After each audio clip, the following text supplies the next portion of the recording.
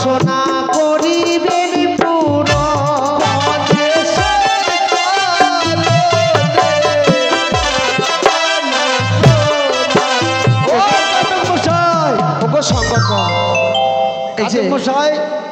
আমাদের এই গণেশ বন্দনা ছন্দে কি বলেছে জানো? কি বলেছে বলুন তো?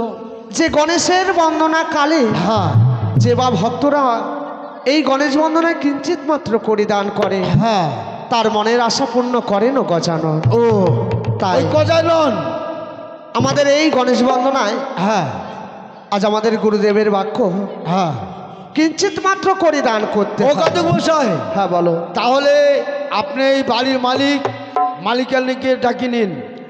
সত্যই তাই আমি সর্বই অগ্রে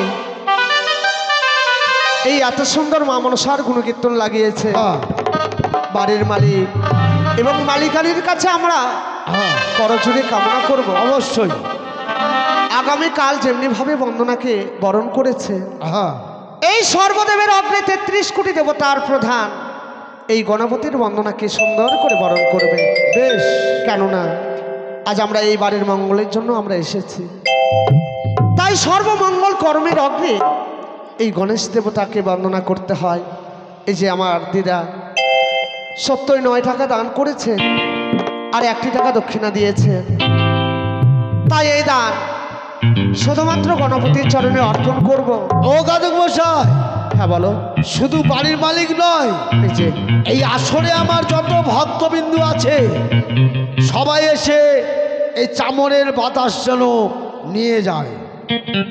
তাই বাড়ির মালিকানি 20 টাকা দান করেছে আর 1টি টাকা দক্ষিণা দিয়েছেন। কেমন? তাই আমরা এই দান গণপতির চরণে অর্পণ করব আর তার কাছে কিছু বর আমরা চেয়ে নেব। ঘাতক মশাই, হ্যাঁ ঈশ্বর কথায় বলে কি, দানে দুর্গতি খণ্ডে ভজনে খণ্ডে পাপ, দান দেখে দিন দেখে দান করো, পুষ্কুনি দেখে চান করো। এই যে আমাদের দুর্গাপুরের সত্যই দিদা আমার, তাহার আশীর্বাদে আমরা এসেছি আপনাদের সম্মুখে। তিনিও 11 টাকা দান করেছেন। আজ মালিকানি ধানি ভালো,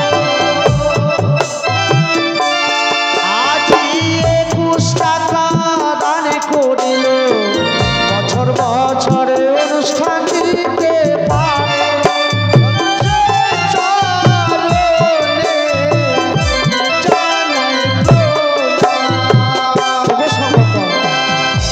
আর যদি আমরা এমনিভাবে বন্দনা গেয়ে যাই তাহলে আমাদের অনেক সময় লেগে যাবে। বেশ, তাহলে একটু আমরা ত্রিপতি ছন্দে গাইবো। কেমন? ত্রিপতি ছন্দে তো গাইবেই।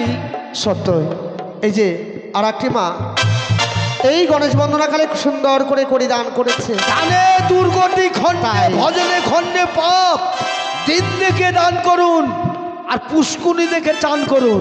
তাই তো আজকের দিনটু, এই দিন আমাদের ভাগ্যে আসতেও পারে নাও আসতে পারে।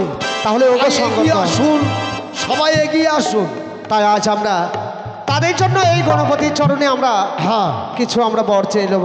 বেশ, আজ দিদায় আমার দানি ভালো, 11 টাকা দান করে অসুখ বিসুখ দূরে যেন